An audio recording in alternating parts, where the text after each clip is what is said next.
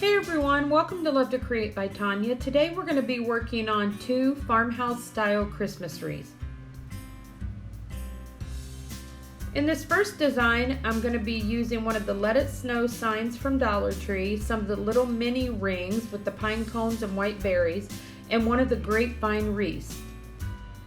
Now the first thing I'm going to do is paint my sign. I thought I was going to paint it with the white chalk paint, but then I decided to use my metallic copper.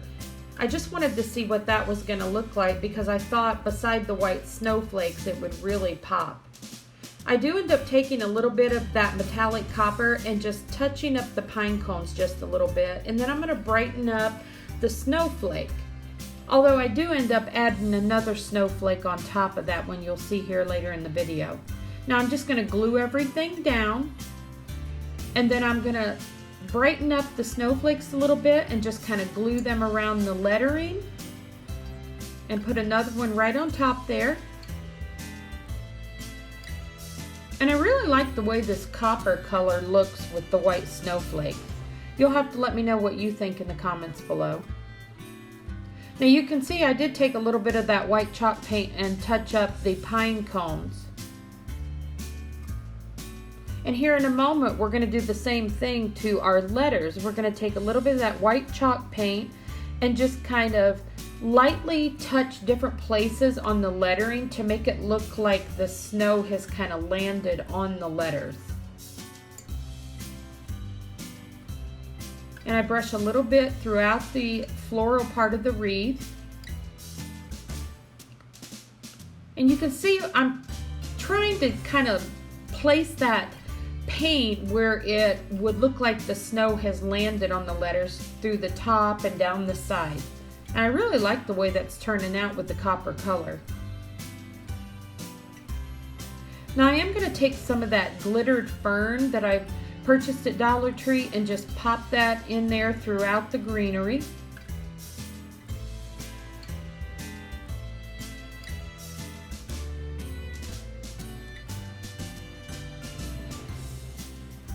And so far I am really liking how this is turning out. Now I'm just going to use that black and white buffalo check because those are the colors I'm going to be using in my home. And I'm going to do just a simple bow where I fold it over and then take another piece of the ribbon and just fold that across the center and add a little streamer to the bottom. So basically you could use all DollarTree items for this design. I just happened to have my buffalo check that I wanted to put on here, and I cannot remember where I got the snowflakes. I'm thinking it was Hobby Lobby, but I will find that out and leave that in the description below. Now I decided just to use a little bit of wire to tie this bow on. I do hit it with just a little bit of hot glue to make sure it stays in place.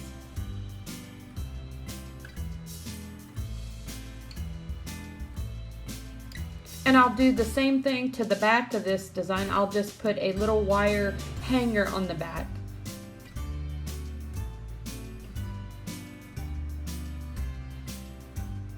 But I really love how that metallic copper kind of blends with the pine cones. I think it's a really neat look.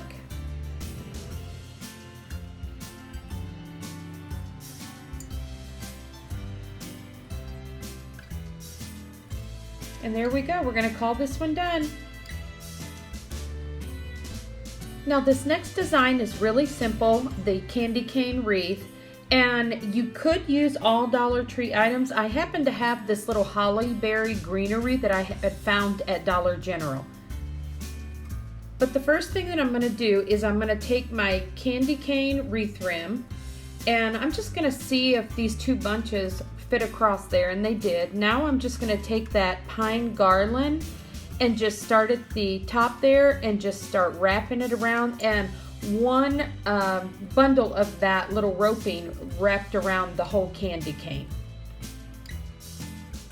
And you could actually just leave that by itself and just put a bow on it. But I really like these little holly berry leaves with the little white berries, so I'm just going to cut them up and just kind of pop them down through there. And I am gluing everything down on this one. But I thought this was a fun and different look for the candy cane. Now I had some of the little pine cones that I got at Dollar Tree, and I just decided to put some of those throughout the candy cane. Now here's one of my bows that I make, and you can see how I'm folding it over. I usually do them about 9 to 11 inches.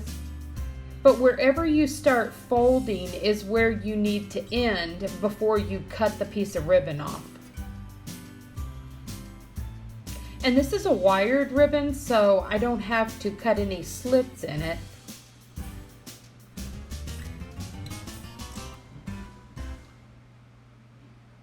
And I'm going to use some wire to put this one together. And you can see you put the streamer on the side where you had cut the ribbon off.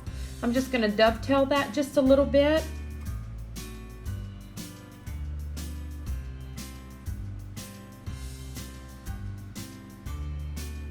And then you just go over the top of it like that with the wire, and you can tie it right on your wreath or whatever you're putting your bow on.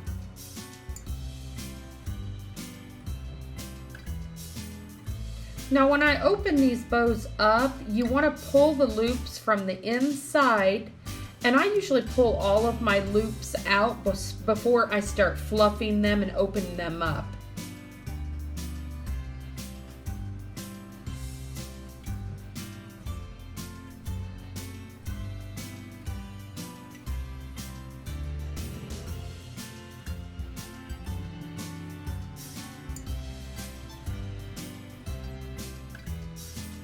And you can see the way the bows open up, it turns out to be a really pretty bow. Well everyone, I just tie it on there and that one's pretty much done. Well, I hope you enjoyed both of these DIYs. If so, give me a thumbs up and I will see you next time.